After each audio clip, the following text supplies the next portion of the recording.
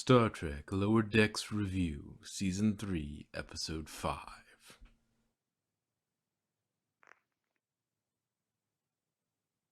Yeah. This is one of the... it was an okay episode, but it was like, eh. We resolve any sort of weird glitches with his visor and his implant as to why it was glitching, and it now will probably no longer glitch. And then, but now he actually knows that this was not a voluntary thing. Yeah. Like, so we've tied off one story, but opened another story. Um, and then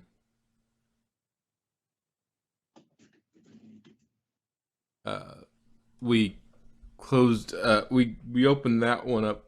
Closed that one. Opened that one, and then we had Boimler lose it. Yeah. I mean, damn, Rutherford was kind of a badass when he was younger. Yeah. Badass, just an ass.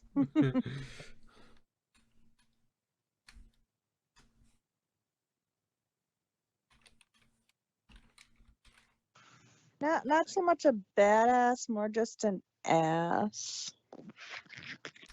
An ass who cared for all the other asses. Not really. I can dream. I mean, damn, but yeah, Boimler.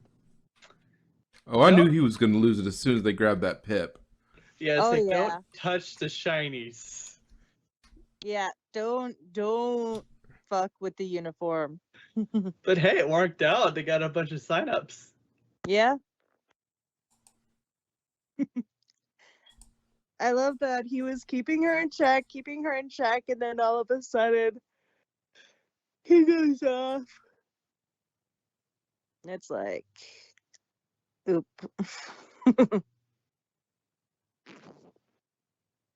He went completely psycho. But yeah, I mean, the collector's ship probably does smell. Oh, yeah. Imagine all the shit they collect. Yeah. Oh, yeah. And sometimes, maybe, possibly, in certain weird circumstances, possibly literally. Mm-hmm. And hey, the whole not leaving the booth thing was kind of stupid because it's like, don't you want to like go out there, like go to other people and say, hey, you should join Starfleet, sign your life away. You would think.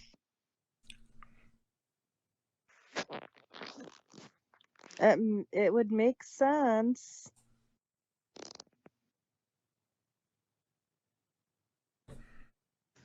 Yeah, I mean, that is what it is. Although being an archaeologist would be kind of cool. But that does beg the question: how long do you have to wait from when it goes from grave robbing to archaeology? Depends.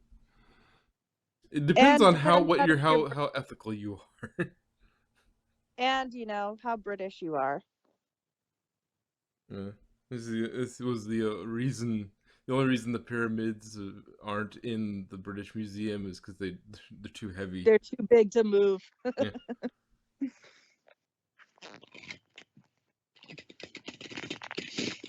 Did you see the meme of the picture of the two kids pretending to shove the leaning tower into their backpack, and it's like, we're off to the British Museum. Oh my god. Yes. Like, so true. I love how it's like, she'll know I'm definitely not me. I mean, you're not me. Yeah, no, she didn't.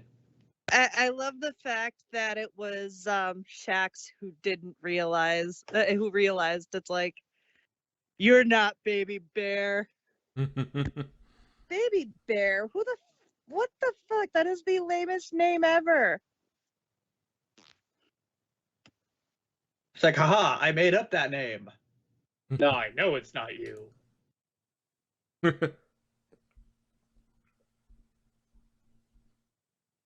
Damn. I mean, I don't know. Like, how would I feel to realize that like all my past memories from like my previous life like have been like completely erased? Kinda like, would it suck? But like at the same time, I wouldn't know.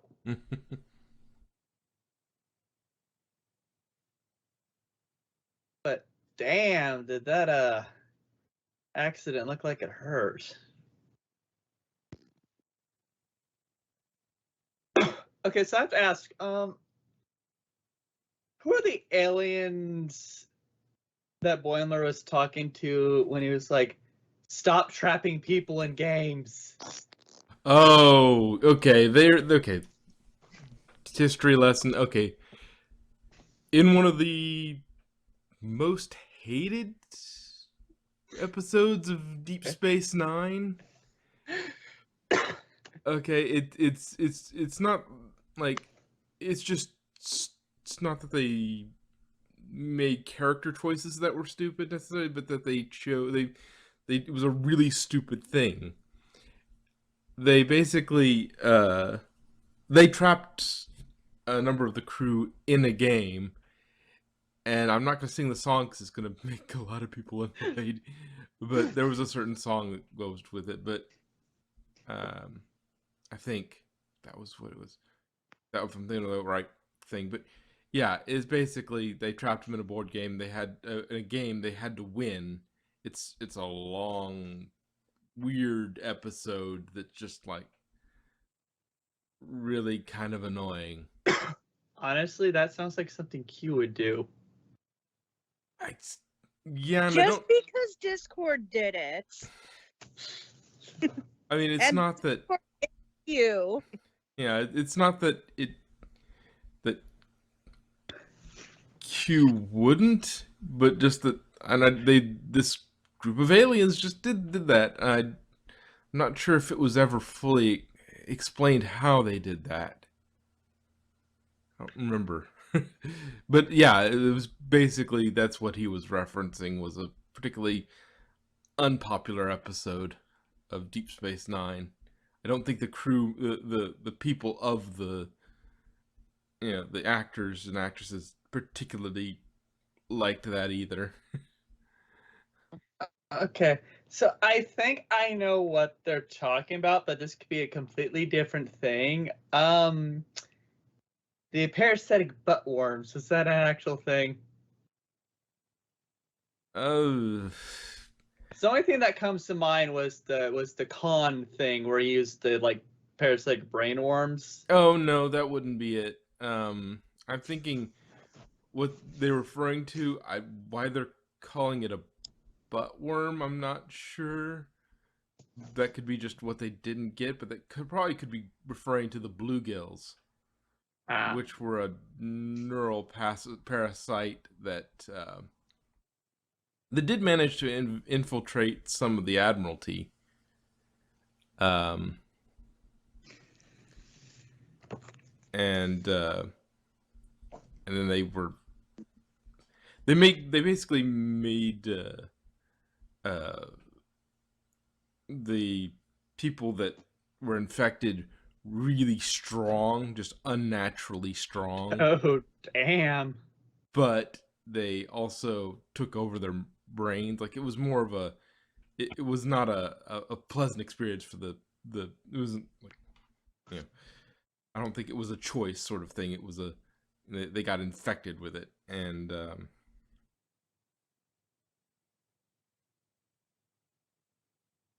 but yeah, that's what that's about. There's a few uh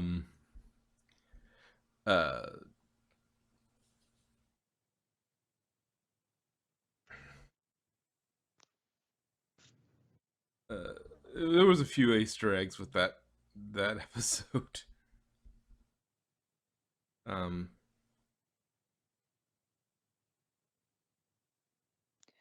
Okay, so the mysterious race of parasitic beings and their mother creature, recognized as an intelligent alien non-humanoid parasitic life form, were later colloquially known as by conspiracy theorists as butt bugs, out of a misconception of how they entered the body of their victims.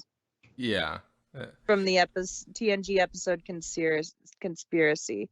Is that the one was it the Bugs. was that the one I was thinking of? That infiltrated after Captain Picard receives a dark warning from an old friend. The Enterprise D returns to Earth to stop an alien invasion from taking over Starfleet Command. Yeah, it sounds like it.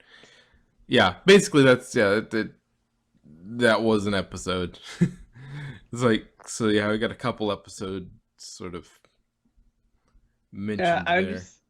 I'm just thinking it's like these like conspiracy aliens like this is conspiracy.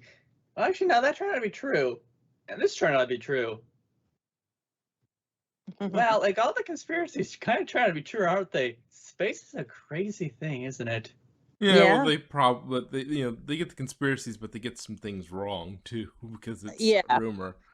So Like they're and they not people actually like butt make it bugs. bigger. Yeah, people make it bigger. Well, I mean, that happens all the time with dudes, so. Uh, but yeah, that's And also hey, good. that one guild can wear belts. Who wears belts? Honestly, if you have the choice, why do I you wear a know, belt? right? I wear a belt when I want to because it has my keys on it, you know? I've worked I have, jobs where belts were mandatory. but I can't I don't wear like regular belts either. My belt is not like the kind of belt that has like the freaking eyelets that you have to stick the little clasp in. Mine is an elastic cord with the little seatbelt clips. Oh, nice. Not even a seat, Mine. but it's more of a like kind of a backpack. You know the clip in the front of certain backpacks that hold Yeah, it together and then you squeeze it to let go. That's my belt. I guess that works. I also don't go the belt with like holes in it because it's like But Those not I comfortable. I like elastic. well, I wear what I call a ratchet belt. Ah, no, I know what you're talking about. Yeah, I love them because it's like, ha, no matter how big or small I get, I can just go zhoop. Yeah. So useful. But And I just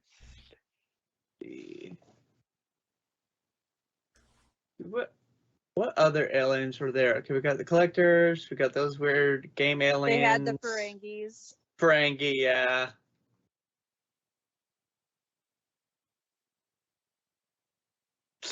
I know this would never happen, right? But I just imagine like a nice sect of like the Borg just setting up a stand there. Would you like to be assimilated?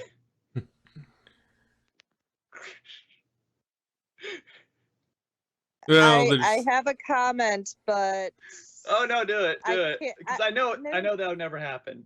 um, I I really don't want to comment because I don't know if you guys want spoilers for the shows that you guys won't watch.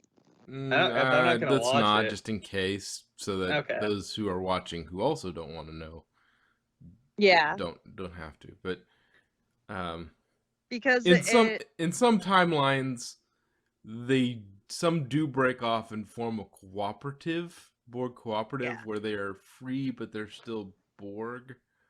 Like Ah, they keep with them by choice and by and they have sort of their own independent thought, but they're sort of connected. but I don't think they go around assimilating anybody. They're mostly into the de-assimilation of Borg crews so that they regain their individuality.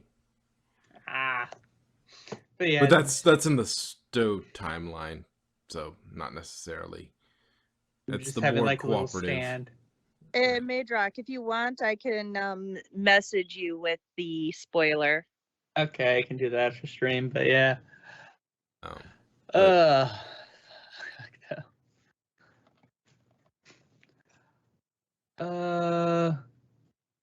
honestly, maybe I missed it because like everything was like going crazy. I'm surprised I didn't see any Vulcans there. Well, I mean, they might have their own booth that they are not being, as psycho about. Yeah, it's true. yeah, they weren't provoking Boimler because it wouldn't be. They wouldn't find that fun. Yeah. That would be. Why are we making him mad for no reason? That seems Exactly. highly illogical. We just leave Yeah, him they alone. wouldn't be. They wouldn't be exacerbating shit. Yeah, it's like he is already quite annoyed. Perhaps we should leave him alone. And I bet the Ferengis thing was Stan was like just had a sign that says "Give us money." Probably. That's just it. Just We money. sell shit. Here, No, it would probably be Buy the the entrance to a Ferengi. pyramid scheme. Oh my god, yes. Yes. They're like Make they're lots like of the profit with us. they're like the Why would I wanna MLM make profit? techies of the Star Trek universe. Yes. Why would I? Me. Just says sort of somebody just goes by. Meh. Profit. Meh. It's like, how would you like to make money while at home? Well, how much money? Doesn't matter, it's money. But By yeah, giving us all your money. yeah, it'd be Ponzi. It'd be one of the schemes: pyramid scheme, Ponzi scheme, mid-level marketing, something like that. So, okay, speaking of Ferengi, so, god damn it, I do not care. So, speaking of Ferengi stuff, so like pretty much the whole Star Trek universe is like, hey, we don't use money anymore, right? So really, the only, no, maybe wrong, there may be other races, like the only people that the Ferengi could spend money with are like other Ferengis. Well, and it does work between countries. Countries, I guess is the best way to put it, between factions, because yeah, that's true within the Federation, because that's what they do. But the Ferenginar is not in the Federation as far as I'm concerned. At this point in the timeline, they've not.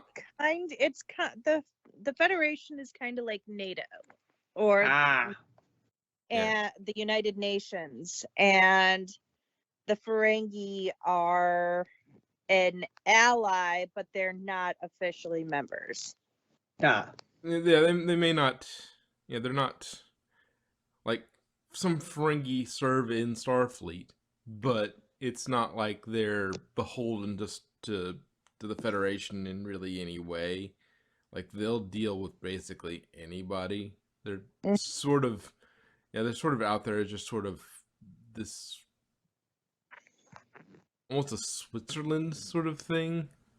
Yeah. They don't really take, like, they usually, like, they have two, like, Ferengis have this book of philosophy, the Ferengi philosophy of the rules of acquisition. Two of the rules are war is good for business. One, and the other one is peace is good for business. I mean, not wrong. So, like, yeah, so both things, you know, they, you know, they'll supply, like, if it makes sense to supply things, you know, monetarily, like, the only reason, like, Quark helped them do some negotiations with a group of, uh, you know, a group of people that I'm not going to get into because DS9 stuff, but essentially he's a Ferengi on DS9, a very, you know, prominent character, and and so like they like the only reason they could really get him to do anything to help them to go to help them negotiate was because he thought he could get a like this corner of the market on the certain import of wine of the certain wine from that area, and so it was like that was the only way to get him to go up in them because they wanted to negotiate on a greater scale with that power, and so like they were using him as a means to do that. So yeah, they basically Ferengis. They're merchants. They're relatively neutral. They don't get into wars per se for the most part. Um, they rarely get into wars. They mostly just sort of stay on the sideline and sell to other people who are in the midst of war. Yeah. I think they even bought their warp technology or something.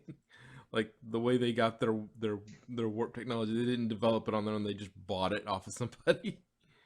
Yeah. Which is a very I Ferengi see. thing to do. But So, Ferengis are Americans. no, I kidding. don't think so. Yeah, I don't think so. Well, Americans, if Americans didn't choose war, because most war is about making money. But yeah, it was a.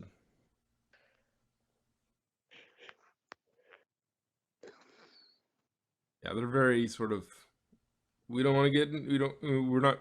You kind of sit in the middle and don't piss off anybody, and we just sell to everybody, and we don't. We don't start wars. We don't start shit. We just have our little place. Everybody wants to do business with us, Mm-hmm. and we just sit in the middle and we do our thing. But everybody's really cautious about doing business with it because we have Very flexible business ethics, to say the flex. least.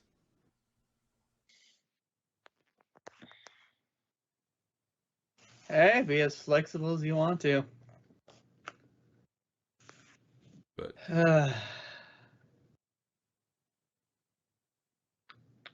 although one of the it's an interesting society because it's both. I think they said that Ferengis have never had slavery on their planet, but they do. Women are very much second class citizens on Ferenginar. Like there's like it gets better as you know towards the end of DS9 and the Dominion War. Well, spoil that, but it gets better towards the end of that, to the end of DS9. But it's not even. Yeah, it gets better, but it's not. You know, like we don't ever. I don't think we ever see it like fully realized within the series of what reforms are happening to make female Ferengis more equal, because they weren't even allowed to make profit, and like there was lots of things that they weren't allowed.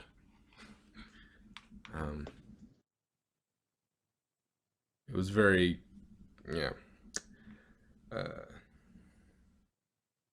So, but yeah, they were basically kept in a place of servitude, so it wasn't that far off from slavery. It was basically like the Middle Ages or anything before the suffragette movement. Yeah, it was not a. They're property. Yeah, they were. Yeah, they were. Yeah, I mean, they're an interesting lot because they have some things that are interesting and not like it. Yeah, whatever. Anyway, getting back to the episode.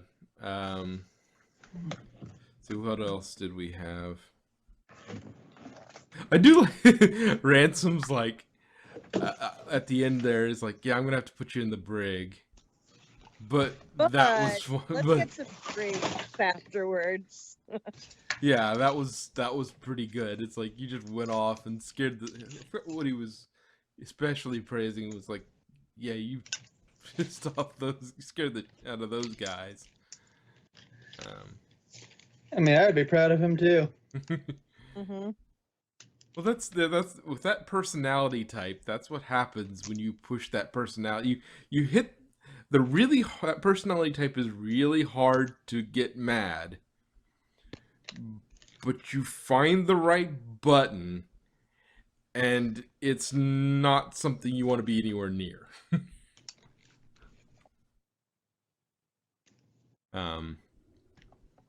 So yeah,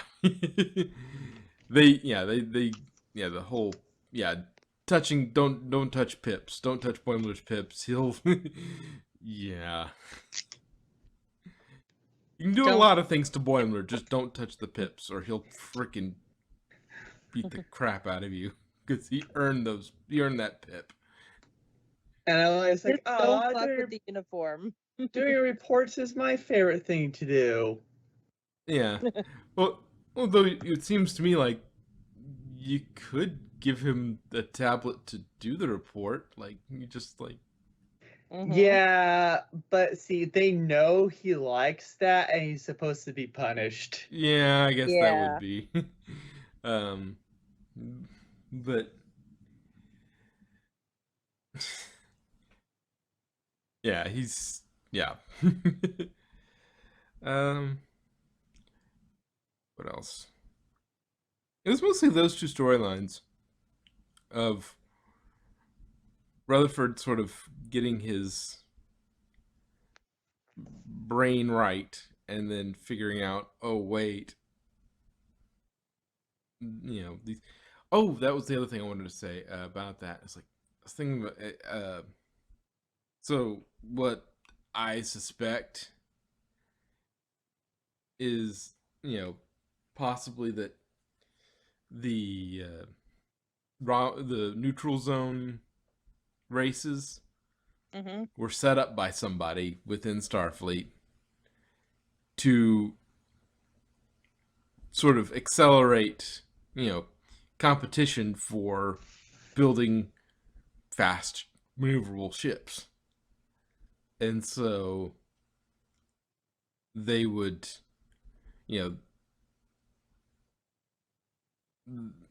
something happened, and like the accident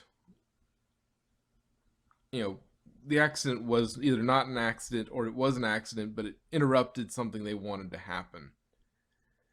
They didn't want people to find out about the races, so they covered it up for him and gave him the implant and erased his memory so that he wouldn't remember the races and nobody would hear about the explosion of his thing that wasn't supposed to be there. Basically just so that they can keep doing the races and nobody will it stays fairly underground where only a handful of people really know where it is.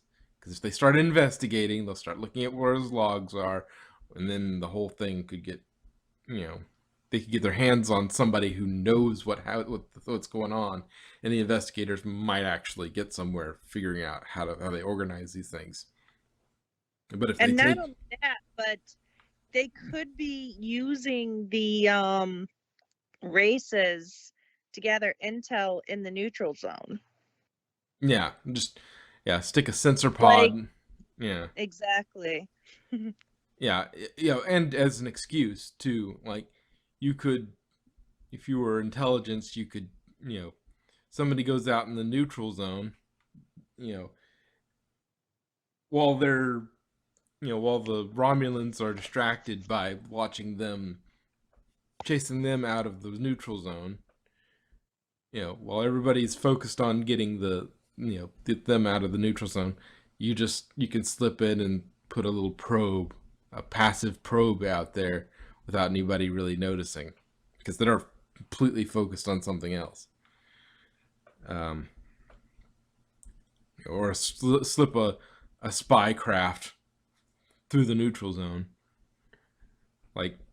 because it honestly wouldn't surprise me if there was another, we already had the Pegasus, so it wouldn't surprise me if the Federation, the intelligence division, wasn't necessarily playing it by the book in terms of cloaking technology. Yeah. And just use that as an excuse to sort of get them all distracted, so they're not. You have to really be investigating to find cloaked ships a lot of the time, and so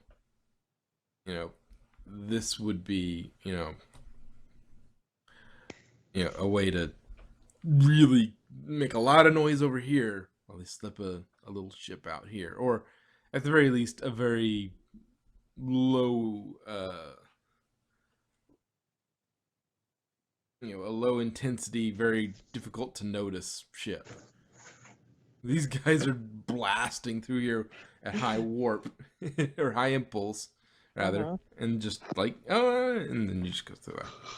But yeah, there's no telling what all the shadowy conspiracies are. But and it's not even some of it is warp, because didn't you say it was a warp engine attached to a seat?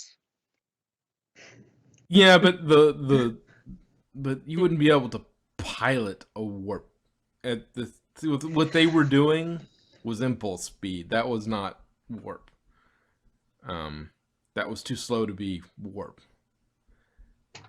I'm leaving now to get your damn bike fixed. Thank you. But yeah, it was too slow to be going, I think, at warp. It was a high impulse, but it wasn't warp. Makes sense. I think, based on the way they drew it, it seems high impulse, but not warp. But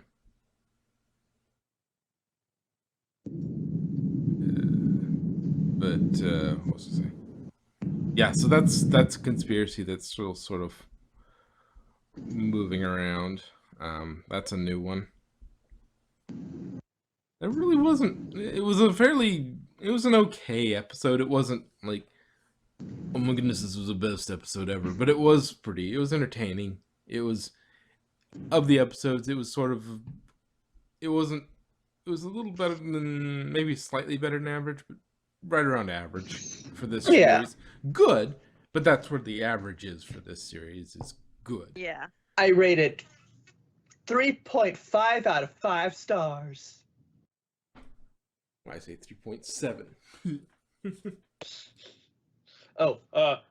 Warning before we start this review. There will be spoilers for season 3, episode 5.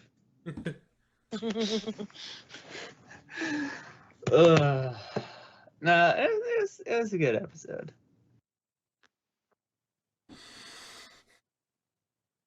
Let me care. Anything else? I got nothing. No. Okay.